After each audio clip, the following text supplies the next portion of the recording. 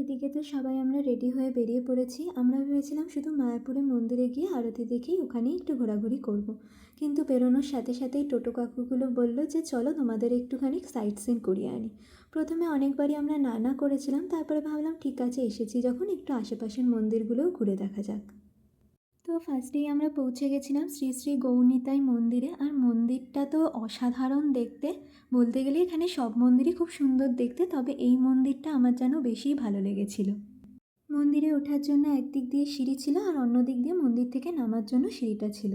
আর সামনেই তো বেশ সুন্দর ফোয়ারা ছিল। রাতের দিকে হয়তো এগুলো লাইট জ্বলে আরও অপূর্ব সুন্দর দেখাবে, তবে সকালবেলা তো আর লাইট জ্বলেনি, তাই সেই সৌন্দর্যটা আমরা আর দেখতে পারিনি। আর মন্দিরের ভেতরে তো জগন্নাথ প্রভুকে দেখলাম আর দেখলাম গৌরনিতাইকেই, কী যে অপূর্ব সুন্দর লাগছিল বলে বোঝানো যাবে না। তবে মন্দিরের ভেতরে ফটোগ্রাফি অ্যালাউ ছিল না, ওই যতটুকু তুলতে পেরেছি। দেন ওখান থেকে আমরা বেরিয়ে পড়লাম নেক্সট গন্তব্যস্থলের উদ্দেশ্যে। আর এদিকে আকাশটাকে কি দারুণ লাগছিল দেখতে।